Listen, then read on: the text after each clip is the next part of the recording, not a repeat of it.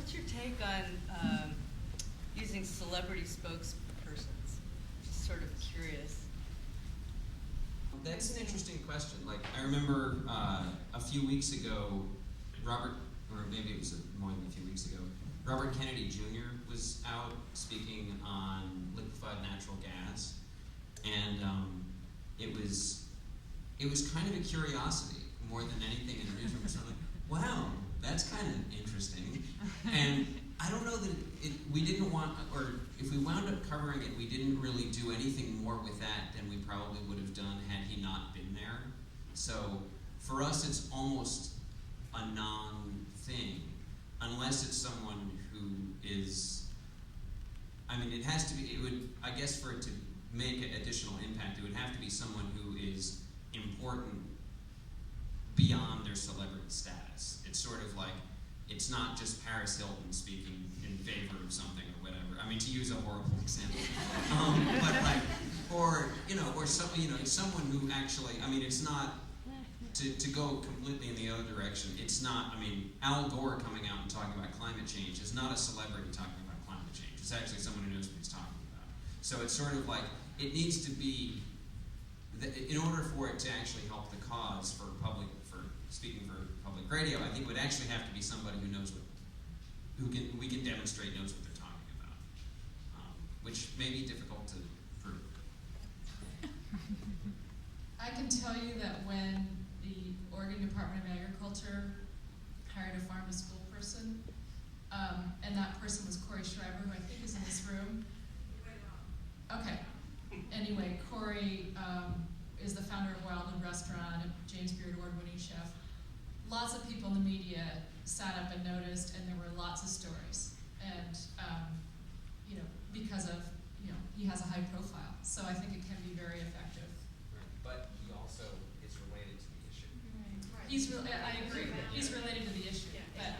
But if it were an unknown name, I don't think there would have been nearly as much attention to that position being filled. Where are the Joan Ottinger stories? Yes. Case in point. So yeah, if there's a connection, yes, it can be very effective.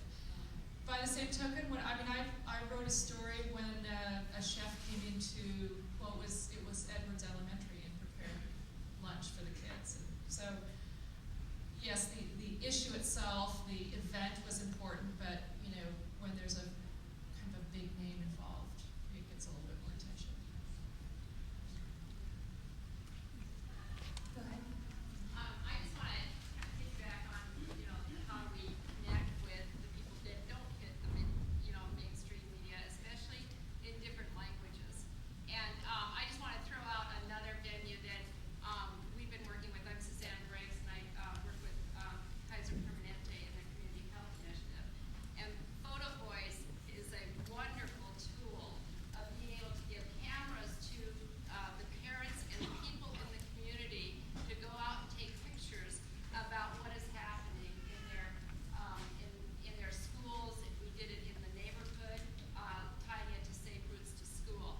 So I just encourage you to Google Photo Voice. There's a whole methodology on how to do this and engage community members, be part of it. I'll end to say that the group that we were working with was the Latino community. Those parents, after working 2 years with them and building trust, actually testified in front of the Multnomah County Board of Commissioners on menu labeling last month, and it was passed. So I just want to share that story. Okay, any other questions?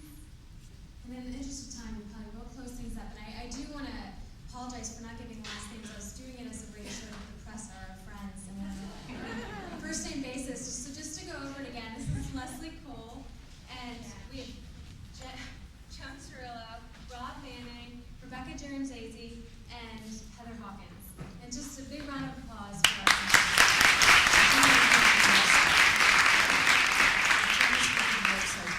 The editor at the Associated Press is Jason Hirsch,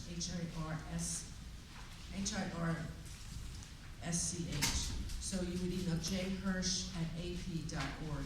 And if you forget that, go to the AP website, and on that website there are listed the bureaus around the world, and then different editors and what positions there are. And as Jason said, call look at the bylines in your news organizations. Many of them have emails attached to it, and introduce yourself to news people in your area. A9 and Photo Voice. And Rebecca, you have one last comment? Obviously, you can see that I've taken video to the internet under my wing, etc. Another thing that just came to us last week is the ability to start doing live interviews on the internet.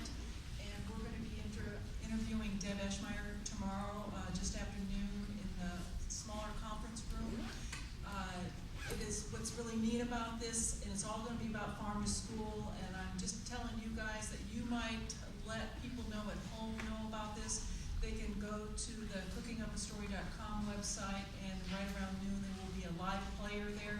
They can actually ask their own questions, and you can see your questions pop up, see other people's questions, and it's just all part of what's going on the internet. So again, reaching a whole